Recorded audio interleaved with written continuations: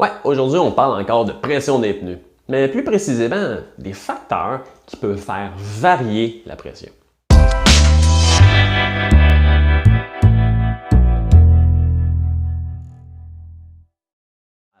Trouver la pression optimale, on l'a vu, ça peut faire une énorme différence sur la performance et ça à zéro frais. Pour ça, je vous invite à regarder la capsule que j'ai déjà faite sur la pression optimale au courant de l'hiver. Mais une fois qu'on a déterminé une bonne pression et qu'on la met avec notre pompe, est-ce que cette pression-là, elle peut varier en fonction de différents facteurs? Bien évidemment, j'ai fait différents tests et il y a plusieurs facteurs qu'il faut considérer et que je vais vous parler aujourd'hui. Il y en a qui vont dire que ça ne donne pas grand-chose d'avoir une grande précision sur le manomètre de la pompe parce que de toute façon, quand on enlève la tête de pompe, on l'entend.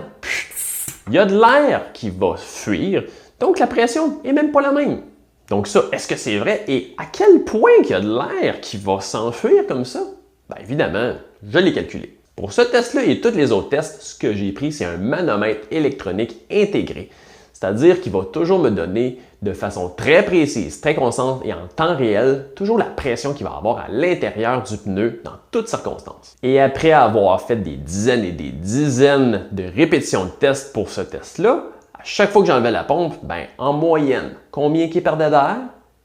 0,0 PSI. Oui, il n'y a aucune pression qui est perdue quand on enlève la tête de pompe. C'est quoi d'abord le bruit de qu'on entend de l'air qui s'échappe? Quand la pompe est connectée avec le pneu, la pression dans les pneus et dans la pompe est la même. Une fois qu'on déconnecte la tête de pompe, la valve du pneu, elle, se bouche automatiquement. Donc l'air qui fuit que vous entendez, c'est pas de l'air du pneu qui s'enfuit, c'est de l'air de la pompe. Puis si vous la reconnectez, oui, la mesure du manomètre va être plus basse parce que là, il va falloir prendre de l'air qui est dans le pneu à haute pression pour la transférer dans la pompe qui est à basse pression jusqu'à temps que les deux pressions soient rééquilibrées entre les deux. Donc le premier point est réglé. Le deuxième point à regarder, c'est la différence au niveau de la température atmosphérique. Si vous vous rappelez de vos cours de physique au secondaire, oui, l'air, lorsqu'elle est chauffée, prend de l'expansion. Comme elle est dans le pneu qu'elle ne peut pas prendre de l'expansion,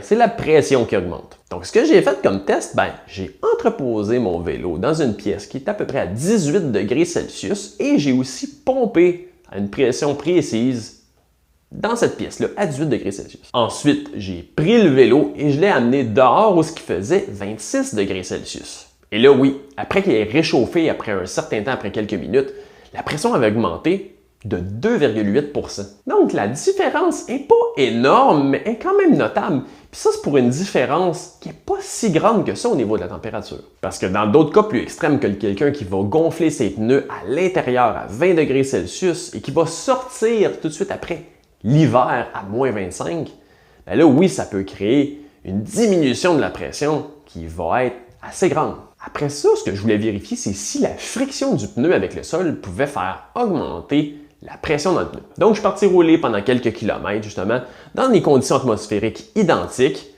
et le couvert nuageux était assez complet, donc la température du sol et de l'atmosphère était assez semblable. Donc, on pouvait vraiment isoler la différence à la friction au niveau des pneus. Et là, oui, la pression a réaugmenté encore un petit peu, mais de 0,3 %. Donc, visiblement, la pression et la température ont une plus grosse influence sur la pression que la friction au sol. Puis ça, il m'est arrivé quelque chose aussi qui m'a aidé à le prouver encore plus. Sur le chemin du retour, j'ai pogné une petite averse. Donc là, tout à coup, je me ramassais à rouler sur une chaussée détrempée avec de l'eau qui était fraîchement tombée du ciel. Et là, ça a été presque instantané.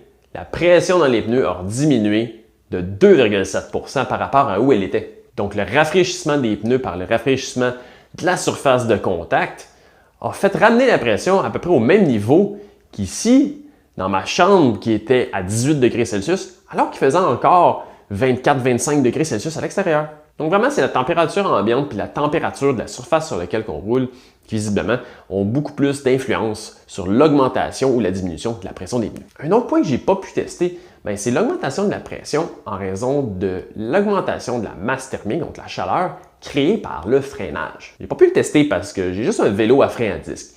Mais si vous avez des freins plus traditionnels avec des freins justement à jantes, c'est sûr que si vous faites des longs freinages, ça va créer beaucoup plus de masse thermique proche des pneus, donc il va être transféré aux pneus, qui peut augmenter la pression dans les pneus. Au Québec, en général, c'est rarement un grand problème parce qu'on n'a pas des longues descentes comme des cols, comme en Europe. Mais si vous faites des longues descentes où ce que vous allez être sur les freins de façon constante sur une longue période, bien là, oui, ça peut avoir une influence quand même considérable et faire augmenter de façon assez significative la pression dans les pneus. Ce qui en réalité n'est pas très souhaitable parce que quand on va faire une longue descente, on ne veut pas que les pneus augmentent en pression parce que ça va diminuer notre surface de contact au sol qui va diminuer l'adhérence des pneus au sol. Pour ça que oui, des freins à disque vont créer beaucoup de masse thermique, mais qui ne va pas être transférée aux pneus.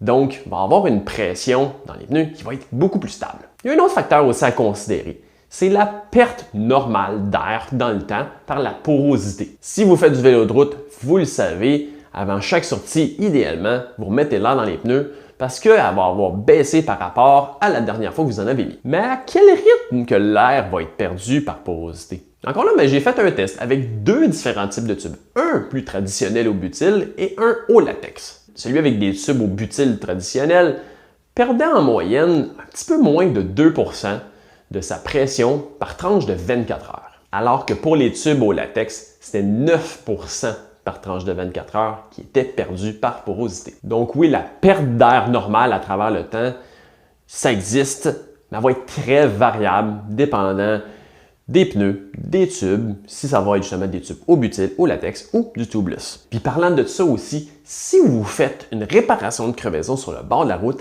avec une capsule de CO2, bien ça c'est tout à fait normal que si vous regardez après quelques heures ou le lendemain, vous allez trouver que le pneu est déjà presque dessoufflé ou très mou. C'est pas parce qu'il y a encore une crevaison, c'est tout à fait normal. Le CO2 qui est contenu dans une cartouche a une porosité qui est beaucoup plus grande que l'air atmosphérique qu'on va rentrer dans le pneu avec une pompe. Donc oui, il se dessouffle beaucoup plus rapidement. Donc idéalement, quand on revient à la maison qu'on a fait ce genre de réparation-là, on va vider le pneu et de le remplir avec une pompe normale. J'espère que vous avez trouvé cette capsule intéressante. Je vous invite à laisser vos questions et vos commentaires dans la section commentaires de cette vidéo sur la page Facebook de Vélomag. Si vous avez besoin d'un positionnement ou aimeriez avoir davantage de contenu, je vous invite aussi à aimer ma page Facebook Martin Turgeon, service cycliste. Et on se revoit pour une prochaine capsule.